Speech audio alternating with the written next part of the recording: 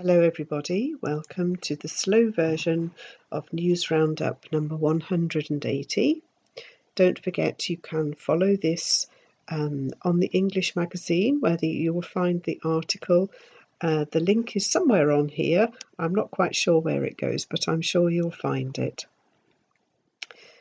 It's a rather sad commentary on life today, but a Daily Mirror story says that a quarter of primary school children cannot identify a robin redbreast or a blackbird. A survey also revealed that nearly half do not recognise a sparrow, with 42% unable to name the common bird from a photo. A spokesman for Wilco, which commissioned the poll, commented, "Children's knowledge of the natural world seems to be getting worse each generation. They seem more interested in watching TV and playing computer games than getting out to enjoy the incredible nature and wildlife available to them." Crumbs. There seems to be a biscuit crisis in the UK. A story in The Guardian reveals that flooding at a factory in Carlisle has meant that there is a shortage of some of Britain's best loved biscuits. The flood damage has halted production of Carr's water biscuits, McVitie's ginger nuts, Crawford's custard creams, and Crawford's shortcake. Several supermarkets said they were already running low on stocks of ginger nuts, and some have already sold out of Carr's water biscuits. Researchers at universities in Durham and Lisbon reckon that fairy tales like Beauty and the Beast can be traced back thousands of years. The BBC said they studied links between stories from around the world and found prehistoric roots, with some tales older than the earliest literary records, and one dating back to the Bronze Age. Durham University anthropologist Dr. Jamie Terrani commented, "Some of these stories go back much further than the earliest literary record, and indeed further back than classical mythology. Some versions of these stories appear in Latin and Greek texts, but our findings suggest they are much older than that."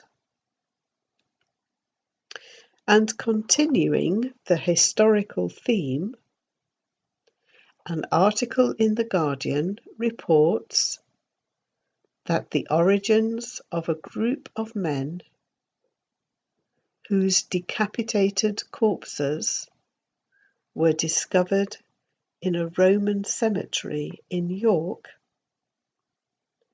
have been traced through genome technology. One man came from as far away as modern Syria or Palestine, and the descendants of others now live in Wales. The 1800-year-old skeletons of more than 80 individuals, all aged under 45 when they died, were excavated more than a decade ago. Many of them were taller than average and well built, and may have been gladiators, soldiers, or criminals whose violent deaths were arena entertainment. The graveyard was discovered beneath gardens at Driffield Terrace, on land that would have been on the edge of the Roman city. Christine MacDonnell, Head of Curatorial and Archive Services at the York Archaeological Trust, said the isotope and genome research was a remarkable advance in understanding populations and migration patterns in the ancient world. This hugely exciting, pioneering work will become the new standard for understanding the origins of skeletons in the future. As the field grows and costs of undertaking this kind of investigation fall, we may be able to refine our knowledge of exactly where the bodies were born to a much smaller region. The popularity of period dramas on British TV has led to an increased interest in corsets, reports the Daily Mail. Crafts, including sewing, have become more popular, says Iona Kenrick, Deputy Head of Costume at the National Theatre. The theatre is planning to run a course on how to make a corset like those worn in programmes such as Downton Abbey and The Scandalous Lady W.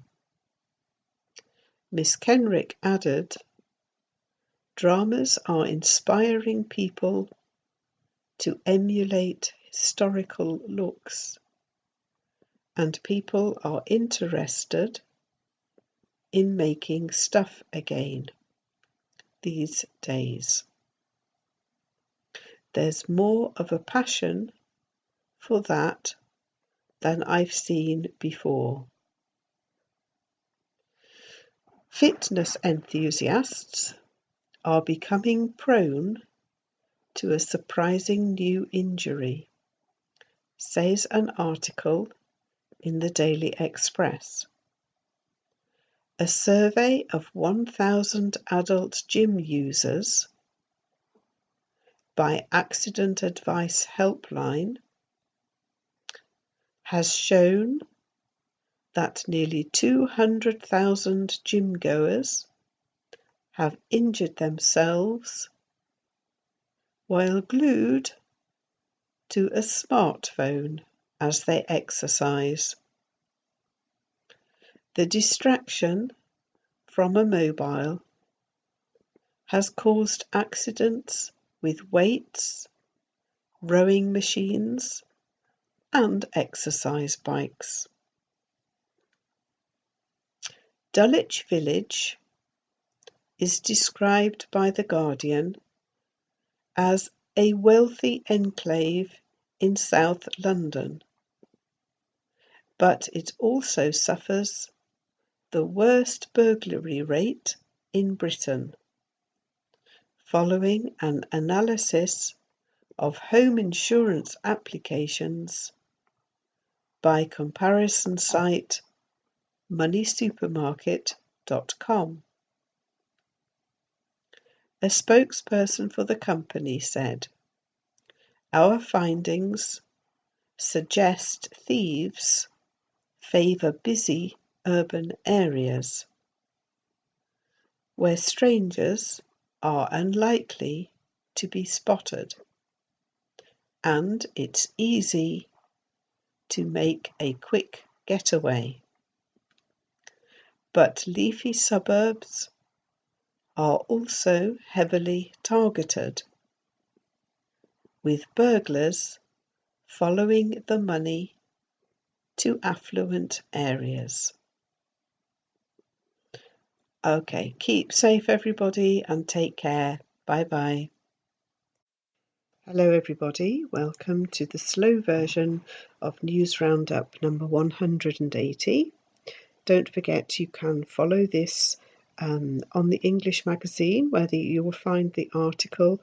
The link is somewhere that a quarter of primary school children cannot identify a robin redbreast or a blackbird. A survey also revealed on here, I'm not quite sure where it goes, but I'm sure you'll find it. It's a rather sad commentary on life today, but a Daily Mirror story says that nearly half do not recognise a sparrow, with 42% unable to name the common bird from a photo. A spokesman for Wilco, which commissioned the poll, commented, "Children's knowledge of the natural world seems